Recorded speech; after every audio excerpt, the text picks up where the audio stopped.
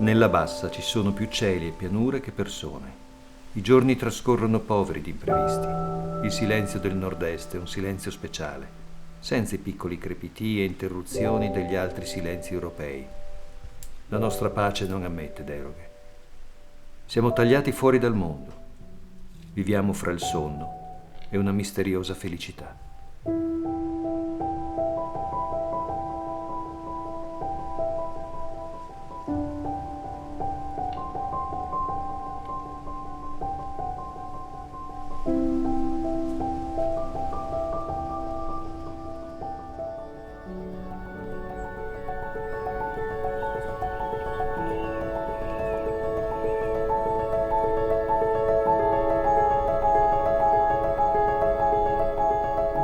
Allora, ci troviamo a Lame di Percinicco. Questo idrovoro ha motivo di esistere perché siamo sotto livello medio mare, in questo caso di circa 1,5 metri o 2. Queste idrovere sono nate all'inizio degli anni 900, quando c'era bisogno di produrre cereali. Sono state recuperate tutte queste aree che erano, diciamo, semisommerse, appunto per poter coltivare cereali.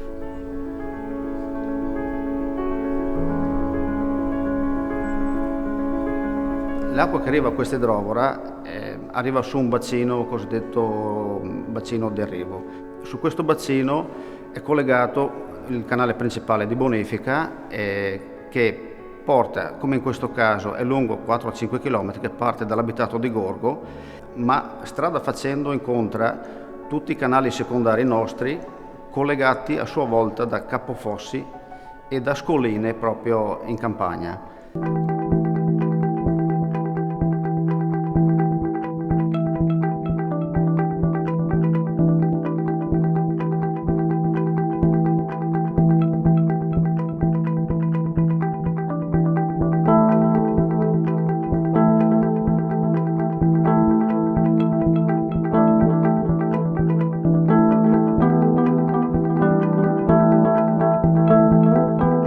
Troviamo appunto a Pertegala, vicino al magazzino idraulico. Questi magazzini idraulici erano degli edifici costruiti a suo tempo, ancora con regio decreto ai tempi del re, in quanto servivano per presidiare il territorio.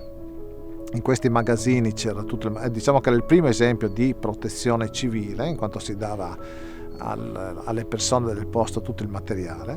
Venivano pagati, a quel tempo venivano pagati per controllare gli argini e in questo caso per segnalare eventuali anomalie, erosioni, rotture e quant'altro.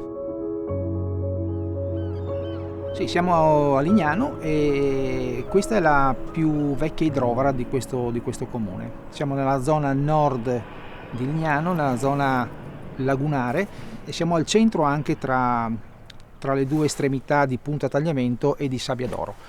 Questa era stata la prima idrovora appunto per questo motivo, perché raccoglieva comunque nel 1925, quando è stata costruita, le acque meteoriche sia di Pineta che di Sabbiadoro che di Riviera.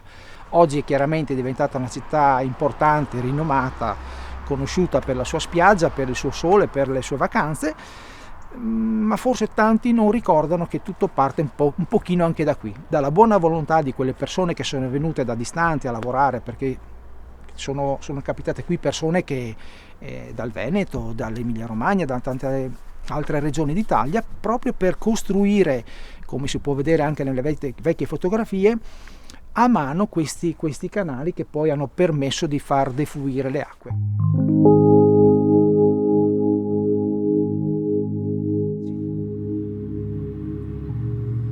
Quindi ci troviamo adesso ai piedi del serbatoio di Lignano Sabbiadoro. La sua altezza è di circa 35 metri, che corrisponde anche in termini fisici a una pressione dell'acqua di circa 3 bar e mezzo, in condizioni ideali ovviamente, al rubinetto dell'utente, no? I progettisti al suo tempo significa anni 60 e 70, hanno realizzato un bel progetto sia di condotte idriche che di impiantistica, quindi di serbatoi pensili.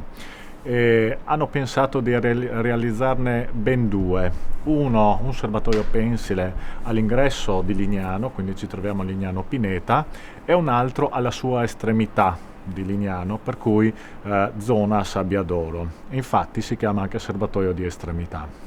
Consentono appunto di erogare in maniera continuativa e non senza interruzioni acqua alla popolazione.